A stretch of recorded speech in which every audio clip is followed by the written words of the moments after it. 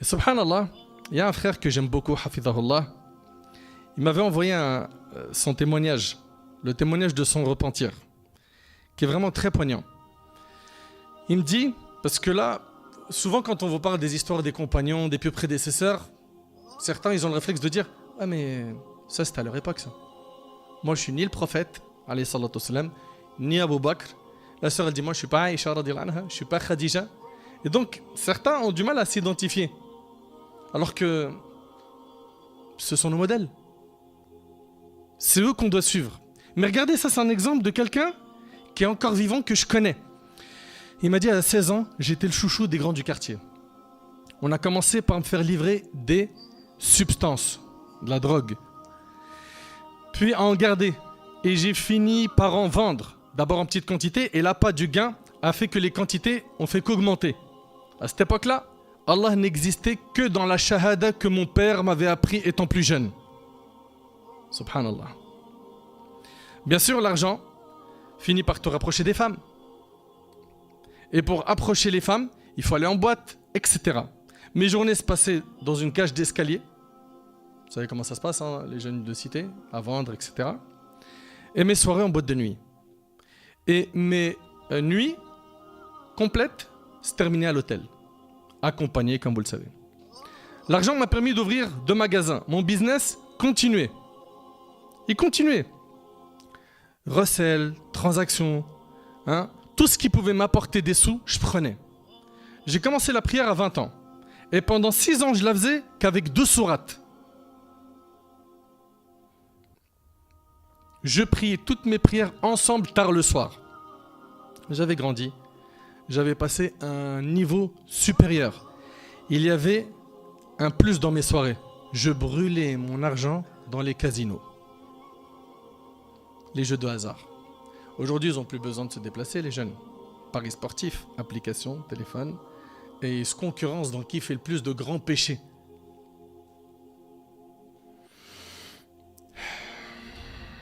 À ce moment-là, je mentais, je jouais aux jeux de hasard, je forniquais, je délaissais la prière, je volais, je vendais de la drogue. Je jeûnais pendant le ramadan et je voyais des femmes le soir. Mes tarawih étaient dans les cafés à jouer aux cartes.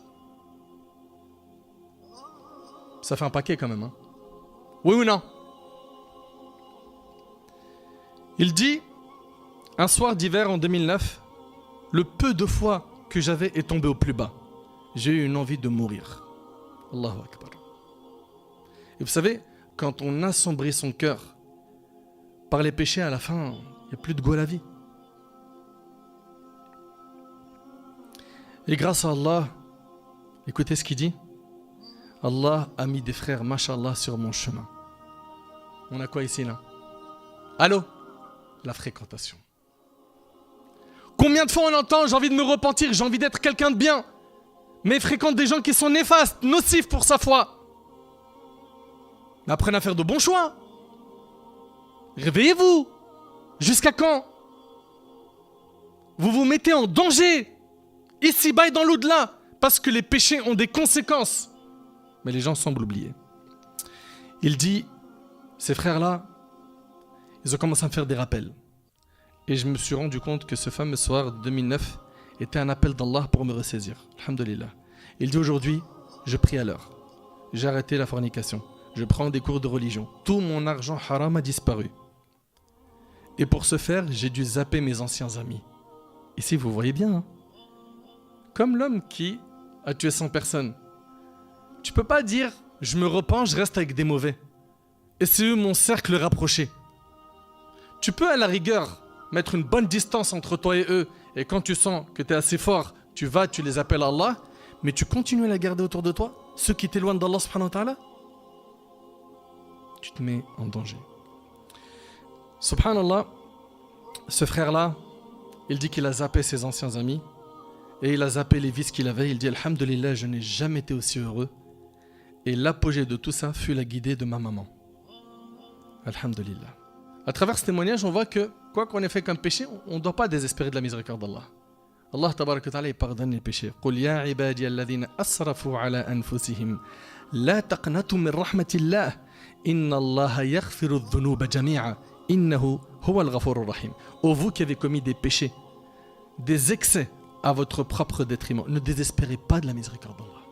Vous dites jamais, c'est cuit pour moi. Wallah, j'ai reçu des messages sur Instagram où des petits jeunes, ils me disent, on a commis zina 1 fois, 2 fois, 3 fois. La sœur, elle me dit, je me sens sali. Je ne sais même pas si Allah il va me pardonner. Vous savez, à partir du moment où vous pensez qu'Allah ne vous pardonnera pas, sachez que vous êtes tombé dans un grand piège du diable. Il veut vous détruire ici-bas et dans l'au-delà.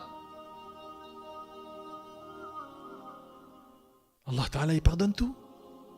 À partir du moment où quoi? On revient repentant, sincère envers lui dans notre repentir. Subhanallah.